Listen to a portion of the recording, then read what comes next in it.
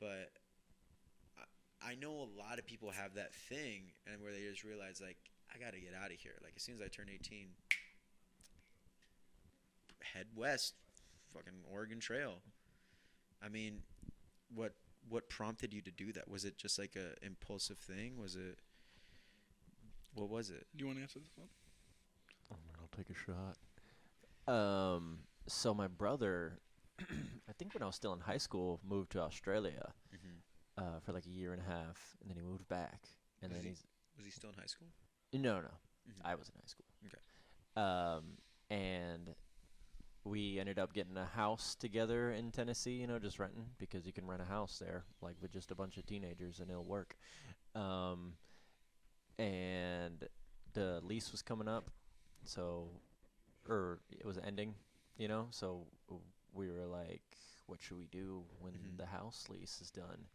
And I was like, dude, well, you lived in fucking Australia. You want to fucking move to New Zealand? That's like in the same place, right? And so you can get a working visa as an American. Pretty easily? Yeah, super easily. They're just like, yeah, bro, come on over. That's Yeah, you just fucking fill out a application or whatever. right. I think there's like 12 countries that Americans can just go work over or something like that. Like Pays- Canada, Ireland, a couple other places. It's pretty cool being American. I know, right? Yeah. So we went over there, and that's when Squeaky Buddha was first started, 2017. So Squeaky Buddha is a New Zealand-based Yeah. band. Yeah.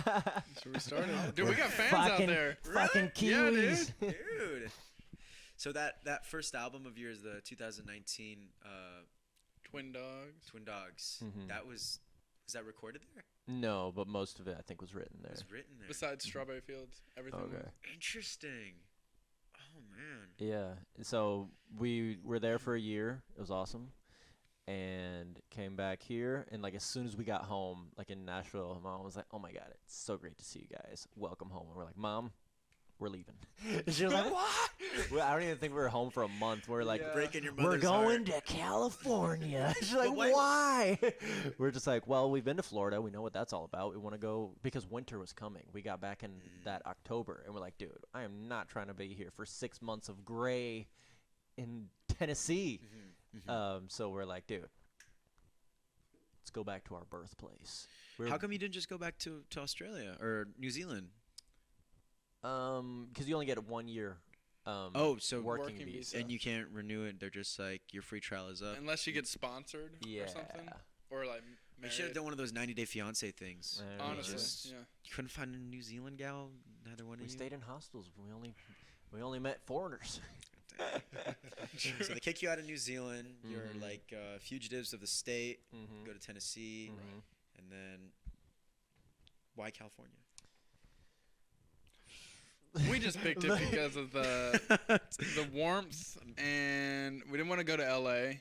We didn't really know shit about San Diego. We're just like, oh, it's warm. I looked up. I'm like, for my 5 minutes of looking up online, I'm like, oh, they got a good music scene. I heard. They got breweries. I like beer. I never go to fucking breweries. And yeah, dude, we just went and visited our friend Josh first. Shout out Josh Walker. Shout out to Josh. And we hung around in Colorado for like a couple weeks, just like Right. he was showing us around or whatever. Maybe it's just a week. What the fuck am I talking about? And then yeah, me and Wes just fucking didn't know anyone out here. Mhm. Just came. The first place we ever went to was Coronado, and we made pasta on the beach, and I dropped all of it in the sand. First, Did you eat it? and No, because there was like maybe like enough for just me and Wes to barely So- have a bowl each. I knew a little bit about the Squeaky Buddha lore. I didn't know about the New Zealand thing. I knew about the Tennessee thing, but I'd have to ask because I never. Maybe some people wonder, but did the accent, was that something that was there, or did that go away? Or Like a did, country accent? Mhm. I think because our mom is Hispanic. that it just and- never rubbed off on you? Yeah. We and grew my, up with our mom. Yeah, and my dad wasn't really country either.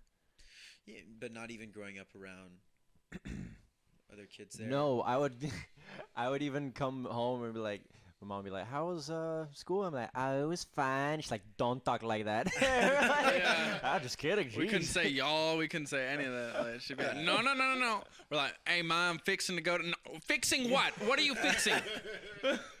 Yeah, oh man, I love it. Yeah, because I grew up, with my mom with the Brazilian accent, which is really hard to imitate. A lot of people will just try to do like just like your typical like Mexican or Latino accent. It's totally different. My dad from Peru, yo no, he sound like this. He's very from Peru, yo no like this. So, and none of that rubbed off. I just sort of got like, I guess just California accent. Like, I don't know. But I mean, I feel like do people feel like they're getting catfish when you say like, oh, I'm from Tennessee, and they're like, well, you don't sound like you're from Tennessee. Well, we can do No. the southern drawl on a dime, baby. Come on, And now. let me tell you, doing country accent is fucking hard for anyone that can't do it. And they think they can do it. They're like, oh, I can do a country accent. Okay. Howdy, y'all. I'm like, bitch, you don't got that drawl. Like molasses. It's got to be dripping down your sweaty chest while you're just looking at me in the eyes. And we got semi-hard-ons, and we're wearing nothing but boots. Yeah, there's something about a southern accent where Right. they love their metaphors.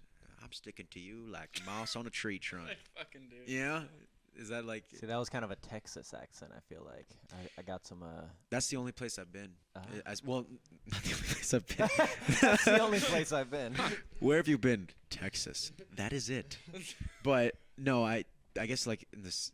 Does the South consider Texas the Nope, South? No, nope, it's nope. like it's a Its controversial. own thing. It's its own Texas is not country. the South. Well, I went to Houston once, and then I stole y'all. My buddy, shout out to you, Rafael, who's from San Diego. He moved there. He picked up the accent, and then I went there, and I picked it up. I just love y'all.